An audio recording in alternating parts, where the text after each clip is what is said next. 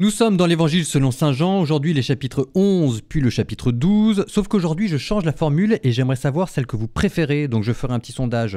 Jusqu'à présent c'était lecture puis commentaire et nouvelle formule, je commence par situer un tout petit peu le texte, puis lecture, puis commentaire. Donc qu'est-ce que vous préférez quand on enchaîne directement sur le texte puis le commentaire, formule traditionnelle, ou bien quand je fais une toute petite introduction, puis lecture, puis commentaire. Là, je voudrais dans les jours qui viennent vous proposer l'alternance de ces deux formules et savoir vraiment celle que vous préférez. C'est toujours pour notre histoire de podcast La Bible en un an que vous ayez vraiment la formule que vous voulez. Donc, nouvelle formule, je situe le texte, puis je le lis, puis je le commente. Là, nous sommes dans l'évangile de Jésus-Christ selon saint Jean, et nous sommes dans le 6e signe. Souvenez-vous, je vous avais dit que l'évangile de Jean était structuré autour de signes, allant crescendo, le 7e étant la résurrection. Nous avons eu 2 signes à Cana, l'eau en vin, la guérison du fils. Nous avons eu ensuite la guérison du paralytique, la multiplication des pains et ensuite la guérison de l'aveugle de naissance. Et donc avec ce 6e signe, la guérison de Lazare, l'ami de Jésus, on commence à cheminer vers la résurrection et ce sera aussi le moment où l'opposition va aller crescendo puisque les pharisiens à ce signe-là vont décider de tuer Jésus. On y va. Évangile selon saint Jean chapitre 11. Il y avait quelqu'un de malade, Lazare de Béthanie, le village de Marie et de Marthe sa sœur. Marie était celle qui répandit du parfum sur le Seigneur et lui essuya les pieds avec ses cheveux. C'était son frère Lazare qui était malade. Donc, les 2 sœurs envoyèrent dire à Jésus « Seigneur, celui que tu aimes est malade. » En apprenant cela, Jésus dit « Cette maladie ne conduit pas à la mort, mais elle est là pour la gloire de Dieu, afin que par elle le Fils de Dieu soit glorifié. » Jésus aimait Marthe et sa sœur, ainsi que Lazare. Quand il apprit que celui-ci était malade, il demeura 2 jours encore à l'endroit où il se trouvait. Puis après cela, il dit aux disciples « Revenons en Judée. » Les disciples lui dirent « Rabbi, tout récemment, les Juifs là-bas cherchaient à te lapider, et tu y retournes ?» Jésus répondit « N'y a-t-il pas 12 heures dans une journée ? Celui qui marche pendant les jours ne trébuche pas, parce qu'il voit la lumière de ce monde. Mais celui qui marche pendant la nuit trébuche, parce que la lumière n'est pas en lui. » Après ces paroles, il ajouta « Lazare, notre ami, s'est endormi, mais je vais aller le tirer de ce sommeil. » Les disciples lui dirent alors « Seigneur, s'il s'est endormi, il sera sauvé. » Jésus avait parlé de la mort. Eux pensaient qu'il parlait du repos du sommeil. Alors il leur dit ouvertement « Lazare est mort, et je me réjouis de n'avoir pas été là, à cause de vous, pour que vous croyiez. Mais allons auprès de lui. » Thomas, appelé Didyme, c'est-à-dire jumeau, dit aux autres disciples « Allons-y, nous aussi, pour mourir avec lui. » À son arrivée, Jésus trouva Lazare au tombeau depuis 4 jours déjà. Comme Béthanie était tout près de Jérusalem, à une distance de 15 stades, c'est-à-dire une demi-heure de marche environ, beaucoup de Juifs étaient venus réconforter Marthe et Marie au sujet de leur frère. Lorsque Marthe apprit l'arrivée de Jésus, elle partit à sa rencontre, tandis que Marie restait assise à la maison. Marthe dit à Jésus « Seigneur, si tu avais été ici, mon frère ne serait pas mort.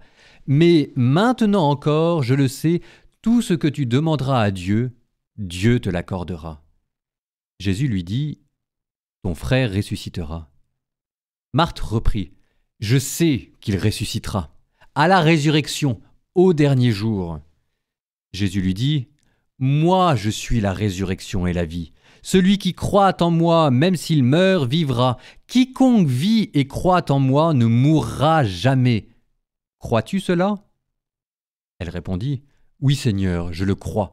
Tu es le Christ, le Fils de Dieu, tu es celui qui vient dans le monde. » Ayant dit cela, elle partit appeler sa sœur Marie et lui dit tout bas « Le Maître est là, il t'appelle. » Marie, dès qu'elle l'entendit, se leva rapidement et alla rejoindre Jésus. Il n'était pas encore rentré dans le village, mais il se trouvait toujours à l'endroit où Marthe l'avait rencontré. Les Juifs qui étaient à la maison avec Marie et la réconfortaient, la voyant se lever et sortir si vite, la suivirent. Ils pensaient qu'elle allait au tombeau pour y pleurer. Marie arriva à l'endroit où se trouvait Jésus. Dès qu'elle vit, elle se jeta à ses pieds et lui dit « Seigneur, si tu avais été ici, mon frère ne serait pas mort. » Quand il vit qu'elle pleurait, et que les Juifs venus avec elle pleuraient aussi, Jésus, en son esprit, fut saisi d'émotion. Il fut bouleversé, et il demanda « Où l'avez-vous déposé ?» Ils lui répondirent « Seigneur, viens et vois. » Alors Jésus se mit à pleurer. Les Juifs disaient « Voyez comment il l'aimait. » Mais certains d'entre eux dirent « Lui qui a ouvert les yeux de l'aveugle, ne pouvait-il pas empêcher Lazare de mourir ?» Jésus, repris par l'émotion, arriva au tombeau. C'était une grotte fermée par une pierre. Jésus dit « Enlevez la pierre. » Marthe, la sœur du défunt, lui dit « Seigneur, il sent déjà. C'est le 4e jour qu'il est là. » Alors Jésus dit à Marthe « Ne te l'ai-je pas dit ? Si tu crois, tu verras la gloire de Dieu. » On enleva donc la pierre. Alors Jésus leva les yeux au ciel et dit « Père, je te rends grâce car tu m'as exaucé. Je le savais bien, moi, que tu m'exauces toujours. Mais je le dis à cause de la foule qui m'entoure, afin qu'ils croient que c'est toi qui m'as envoyé. » Après cela, il cria d'une voix forte « Lazare, viens dehors !» Et le mort sortit, les pieds et les mains liés par des bandelettes, le visage enveloppé d'un suaire. Jésus leur dit « Déliez-le et laissez-le aller. » Beaucoup de Juifs qui étaient venus auprès de Marie et avaient donc vu ce que Jésus avait fait crurent en lui. Mais quelques-uns allèrent trouver les pharisiens pour leur raconter ce qu'il avait fait. Les grands prêtres et les pharisiens réunirent donc le conseil suprême. Ils disaient « Et qu'allons-nous faire ? Cet homme accomplit un grand nombre de signes. Si nous le laissons faire, tout le monde va croire en lui. Et les Romains viendront détruire notre lieu saint et notre nation. » Alors l'un d'eux, Caïphe, qui était grand prêtre cette année-là, leur dit « Vous n'y comprenez rien. Vous ne voyez pas quel est votre intérêt ? Il vaut mieux qu'un seul homme meure pour le peuple et que l'ensemble de la nation ne périsse pas. » Ce qu'il disait là ne venait pas de lui-même. Mais étant grand prêtre cette année-là, il prophétisa que Jésus allait mourir pour la nation.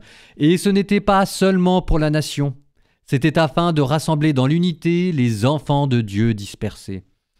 À partir de ce jour-là, ils décidèrent de le tuer.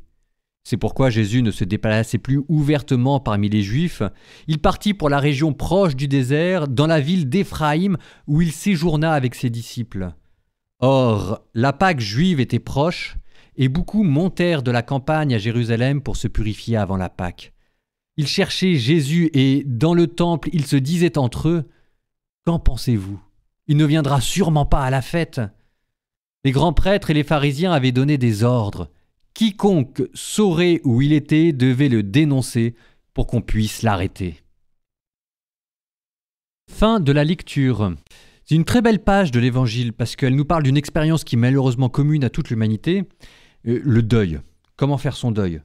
Et en fait, ce qu'il y a de très beau, c'est que l'Évangile à mots couverts nous dit de passer d'une foi, celle de Marthe, à un autre type de foi. La foi de Marie. On pourrait se dire que quand on a la foi chrétienne, ben voilà, ça y est, on a la foi, point à la ligne. Ce que l'Évangile nous dit, c'est que on peut toujours progresser dans la foi. La foi de Marthe est très belle. La foi de Marthe est très belle parce qu'elle est empreinte de certitude. Elle sait que la vie éternelle existe. Elle sait qu'il y aura la résurrection. Elle sait même qui donnera la résurrection, Jésus, et elle croit que Jésus, à mots couverts, est le Fils de Dieu. Donc la foi de Marthe est vraiment très belle, mais elle est comme un peu cérébrale et un peu intellectuelle. Vous savez, on a tous ce type d'expérience, ce type de foi, c'est-à-dire qu'on veut bien croire que les miracles existent, mais entre guillemets, c'est pas pour nous. On veut bien croire que Jésus nous aime, ou plutôt aime les hommes et les femmes, mais on se situe comme un peu à l'extérieur de ça. On croit, hein, mais c'est comme si c'était trop beau pour être vrai, et c'est plus facile de croire pour les autres que de croire pour nous. Et Marie arrive derrière, et Marie qui est tout en pleurs, tout en émotion, et elle veut avoir la réponse pour elle tout de suite maintenant.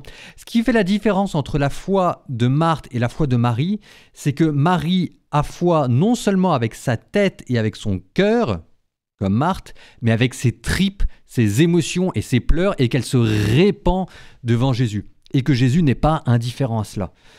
Jésus est venu pour vivre avec nous.